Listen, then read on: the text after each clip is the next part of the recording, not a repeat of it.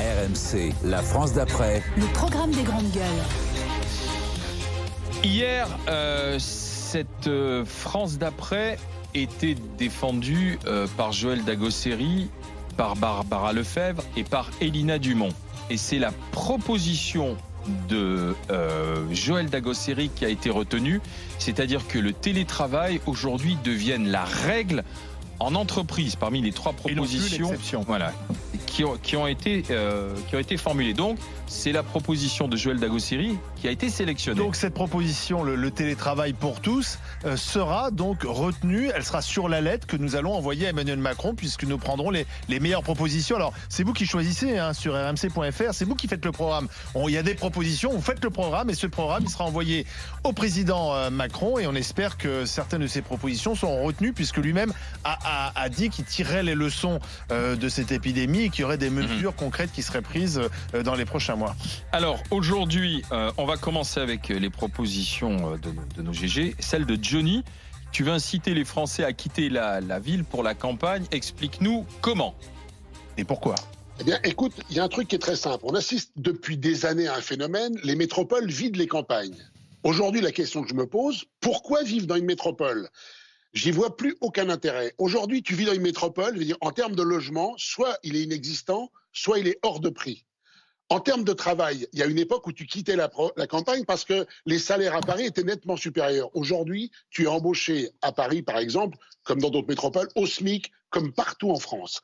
Donc, je pense que la qualité de vie de famille, tu te retrouves, je vais te dire un truc, à te marcher dessus, dans un appartement de 40 ou 50 mètres carrés, avec une promiscuité inapproprié à une vie de famille. Donc, je pense que c'est mauvais. Tout le monde vit dans le stress, tout le monde vit dans...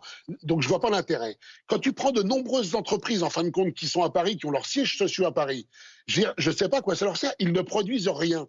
Ces sièges sociaux pourraient être tout à fait dans une ville de province, ça permettrait de dynamiser un peu les régions. Quand tu regardes aujourd'hui, je veux dire, quand on me dit que c'est pas possible, je sais pas, je suis dans une région, par exemple, tu prends une ville comme Niort, on a quand même tous les sièges sociaux des assurances, MAF, Massif, Maïf. Tu prends une boîte comme la Maïf où il y a dû avoir quelque chose comme 7000 salariés, dont à peu près 1600 au siège. Essaie d'imaginer, quand je vois la surface de bâtiments qu'ils ont sur la région chez nous, j'imagine ça en région parisienne, mais c'est des milliards d'euros, donc qui ne serviraient strictement à rien parce que le groupe fonctionnerait pas mieux avec ça.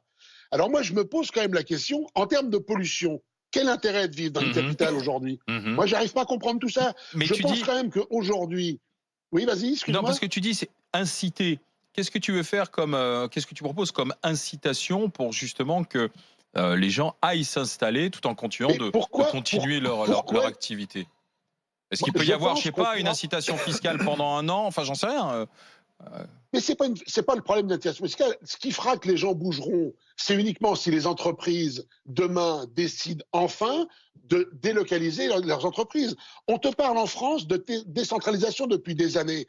On sait très bien que si on veut pas faire l'effort de faire une vraie décentralisation, ça ne fonctionnera jamais. On voit bien que la crise qu'on vient de traverser quand même, tu vois bien que c'est plus possible de concentrer 80% de la population sur moins de 20% du territoire. On voit bien que les problèmes qu'il y a eu avec cette crise pandémique là, nous en province, ben, honnêtement, on n'a quand même été pratiquement pas touchés du tout, parce qu'on n'est justement pas les uns sur les autres toute la journée. Donc je pense que, contrairement à ce que tout le monde raconte, il y a du travail en province. Il y a des entreprises en province qui ne peuvent pas se développer parce qu'elles n'arrivent pas à recruter. Il y a des régions qui ne se développent pas parce qu'il n'y a pas de main-d'œuvre. Donc je pense quand même que si on se posait un peu les bonnes questions, on pourrait tout à fait délocaliser une partie des activités qui sont dans les métropoles pour rien, parce qu'elles n'y produisent rien. Elles pourraient tout à fait être ailleurs. Sans aucun problème. Alors, Johnny, tu as lancé ta proposition avant d'écouter voir ce qu'en pensent Marianne et Max. On va écouter Lisiane qui nous appelle des Pyrénées-Orientales. Donnez votre avis au 32-16. Les grandes gueules. Bonjour Lisiane. Oui, bonjour. Vous êtes sur la même ligne que Johnny, c'est une bonne proposition ou pas ? Eh ben alors, là, j'ai pas attaqué le plus souple. Je vais avoir un petit problème. Pas du tout. Si, c'est un bon nounours gentil, mais quand il grogne, il grogne. Alors juste, tout d'abord, Johnny, j'étais entièrement d'accord avec vous pour les masses. Là, j'amadoue un petit peu. Maintenant, problème, pour moi, mon problème, je vais vous expliquer vite fait. Moi, je suis née à la ville, je suis née à Lyon, dans une grande ville. Je n'avais qu'une envie de toujours, je dis, dès que je pourrais aller à la campagne, j'irai à la campagne. Et dès que j'ai pu partir, parce que j'aime ça. Pour moi, la campagne, c'est la nature, c'est tout ce qui entoure. C'est pas un jardin avec du béton, c'est pas des haies bien taillées. Moi, ce qui me fait peur dans tout ça, c'est que si on incite ces gens-là par le travail à venir chez nous dans les campagnes, c'est que déjà ils viennent entrer dans la pâte en faisant le museau long, qu'ils aient le syndrome du coq et de la pendule, ça me dérangerait énormément. Ou alors il faut leur faire passer un examen de savoir-vivre à la campagne, parce que c'est pas les mêmes cultures. Et moi j'ai vécu, je vais expliquer tout bêtement, hein, moi j'ai des voisins, je vais pas les nommer mais ils vont peut-être se reconnaître, qui sont allés me dénoncer pendant le Covid parce que ils me voyaient partir le matin et rentrer qu'à 1h l'après-midi. Et ben j'allais travailler. Vous voyez ce que je veux dire? Eh ben, c'est des gens qu'on ne voit jamais dans le village. Ça devient des villages dortoirs avec ces gens-là qui n'arrivent pas. S'ils étaient venus me voir en me disant dites-moi, mais pourquoi, qu'est-ce qui se passe? J'aurais dit parce que je bosse, même pendant le. Et moi, ce qui me fait peur, c'est ça, c'est ce mélange de cultures. Parce qu'on a des cultures différentes, on a de l'esprit différent. Et si on les incite et qu'ils viennent parce que leur boulot les oblige, je pense que les gens de la ville vont venir chez nous parce qu'ils en ont vraiment envie, parce qu'ils veulent participer à notre méthode à nous de vie, de faire travailler les petits commerces, de ne pas aller tout le temps dans les grandes surfaces, de faire marcher le petit bar du coin, le petit restaurant du coin, et aussi de vivre au niveau de la mairie. Lisiane, voilà. est-ce que autour de vous même, vous voyez de plus en plus de gens qui ont cette tentation de la campagne ou pas, en se disant bon, c'est bon, les grandes villes on a donné, ou il faut qu'on trouve une autre manière de vivre ou pas? Alors moi, en ayant mon commerce à la boucherie, les gens que je rencontre l'été quand ils viennent, ils disent ça. Mais en fait, ils sont très contents de repartir parce qu'au bout d'un moment, ils disent oui, mais comment ça se passe l'hiver? Ils tournent en rond, oh mais il n'y a pas assez de monde, et puis il n'y a pas assez de ci. Et très souvent, quand ils viennent, ils disent oh mais moi, je cite Paris parce que c'est Paris, mais pour une autre ville, moi, la viande elle n'est pas à ce prix-là à Paris, ou le machin il est comme ça. Bon ben voilà, c'est toujours des comparaisons. Mais je ne le sens pas. Si, c'est utopique. C'est utopique. Mais après, bon, ben, s'il faut couper la tête du coq parce qu'il chante, ou s'il faut arrêter la pendule voilà, l'horloge de l'église parce qu'elle fait du bruit et qu'il faut faire attention. Oui, mais Lisiane, moi je veux bien. Non, mais on fantasme beaucoup sur la campagne. Johnny nous incite à venir à la campagne depuis des années. Mais sincèrement, on peut aussi aimer la ville. On peut aimer, voilà. La ville, c'est pas seulement un inconvénient, parce que Johnny donne l'impression que tous ceux qui vivent en ville, Chamine, supporte pas. Moi, la campagne, pour moi, c'est quand même plutôt synonyme d'emmerdement. Mais j'aime bien la ville, j'aime bien le bruit, j'aime bien l'animation, j'aime bien effectivement avoir les choses à disposition. La campagne, c'est beaucoup fantasmé d'ailleurs pour les citadins. Vous avez raison, Lisiane, on fantasme parce que effectivement, c'est la verdure, c'est l'espace, on respire bien, etc. Mais très vite, on n'y retrouve pas ce qu'on aime dans une ville. La ville, c'est pas seulement un inconvénient, Johnny. Mais j'ai pas dit ça. Moi, j'ai jamais dit que j'aimais pas. C'est plus facile de trouver du boulot en ville. Si je vais passer un week-end à Paris, moi, je suis content de passer un week-end à Paris. Je ne veux pas y vivre. C'est tout, parce que j'ai pas envie d'élever mes enfants dans cette ambiance-là. J'ai pas envie de tout ça. Tu sais, moi, je vais dire un truc. Il n'y a pas besoin d'aller boire un coup dans le bar branché pour exister. T'as des gens qui ont l'impression que s'ils font pas ça, ils vivent pas. Mais moi, je suis désolé, quand on parlait tout à l'heure de barbecue, quand je suis autour de mes potes, autour d'un barbecue avec mes potes, c'est vrai qu'en ville, c'est plus dur le barbecue. Bien mieux que dans un bar branché où à la limite tu connais personne et tu te retrouves tout seul comme un con avec ta bière. Donc je veux dire, quelque part, je trouve que c'est... Mais très bien, mais moi j'interdis personne de faire ça. Je dis juste qu'en fin de compte, quand tu regardes la vie que tu as en ville, tu passes un tiers de ta vie à attendre. T'attends l'ascenseur, t'attends le taxi, t'attends le bus, t'attends le métro, t'attends le bouchon. Tu passes un tiers de ta vie à t'emmerder, non?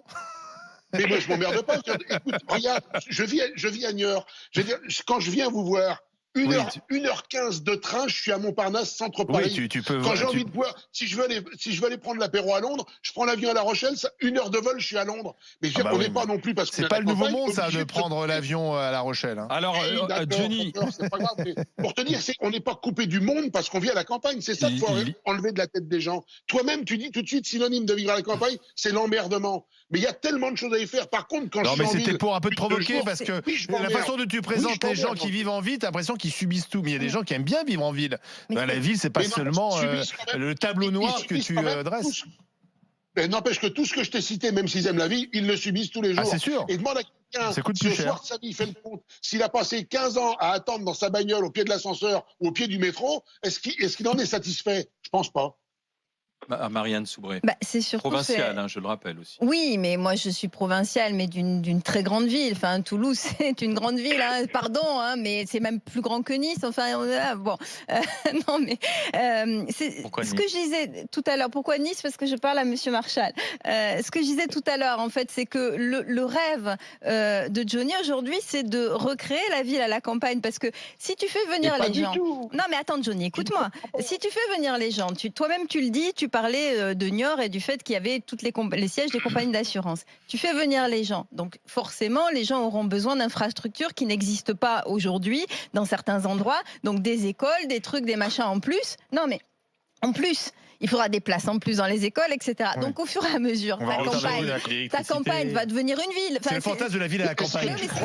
C'est complètement ridicule en fait, parce que je veux dire, si tu fais venir des gens en masse, tu n'auras plus la campagne telle que tu la connais aujourd'hui. C'est ton raisonnement qui est ridicule, parce que qui te parle de faire venir les gens en masse?